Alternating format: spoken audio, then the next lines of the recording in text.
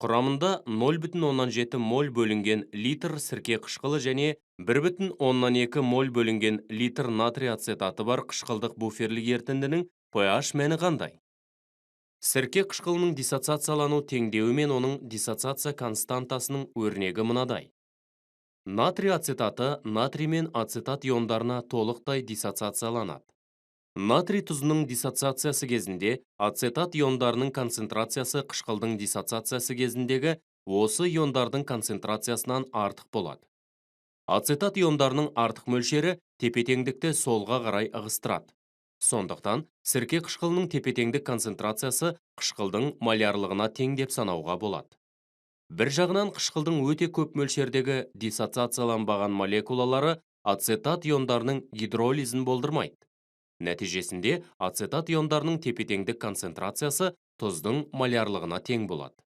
Осы мәндерді теңдеуге қойып, буферлік ерітіндідегі сутек иондары концентрациясының қышқыл мен тұздың малярлығына байланысын көрсететін қарапайым өрнек аламыз.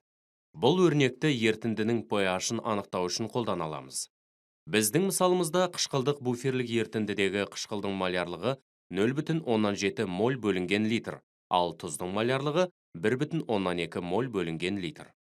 Бұл мәндерді теңдеуге қойып, сутек иондарының концентрациясы 1 көбейтілген 10-5 дәрежесі моль бөлінген литр екенін анықтаймыз. Буферлік ерітіндінің pH-ы 5-ке тең. Аммиак пен аммоний хлоридінің диссоциация теңдеулері төмендегідей. Қышқылдық буферлік ерітінді үшін аммиактың тепе-теңдік концентрациясы негіздің малярлығына, ал аммоний иондарының тепе-теңдік концентрациясы тұздың малярлығына тең деп тұжырымдауға болады. Мұны негіздің диссоциация теңдеуіне қойып, сілтілік буферлік ерітінділер үшін гидроксид иондарының концентрациясы келесі теңдеумен берілетін табамыз. Мысалы, құрамында 0,7 моль бөлінген литр аммиак пен 1,2 моль бөлінген литр натрий хлориді бар сілтілік буферлік ерітінді үшін гидроксид иондарының концентрациясы 1 көбейтілген 10-5 дәрежесі моль бөлінген литр. pH пен гидроксид иондардың концентрациясы келесі теңдеу арқылы байланысатындықтан, ерітіндінің pH мәні 9-ға тең болады. Сілтілік буферлік ерітінділер үшін гидроксид иондардың концентрациясы негіз бен тұздың концентрациясы өзара тең болған кезде Kb мәніне тең.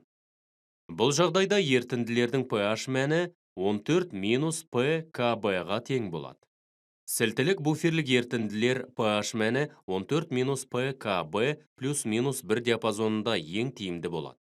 Сондықтан, аммиак пен аммоний хлоридінің буферлік ерітіндісінің диапазоны 8,26 мен 10,26 аралығында болады.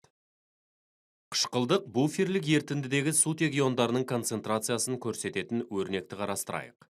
Қышқыл мен тұздың концентрациясы тең болғанда, сутек иондарының тепе-теңдік концентрациясы Ka константасына, ал ерітіндінің pH мәні қышқылдың pKa мәніне тең болатынына назар аударыңыз. Қышқылдық буферлік ерітінділер pH мәнін pKa плюс-1 диапазонында тиімді етіп тұрақтандырады. Мысалы, сірке қышқыл үшін pKa мәні 4,74 болса, сірке қышқыл мен натрий ацетатының буферлік ерітіндісі pH мәні 3,74 пен 5,74 аралығында болса тиімді болады. pH-тың бұл диапазоны буферлік ерітіндінің диапазоны деп аталады.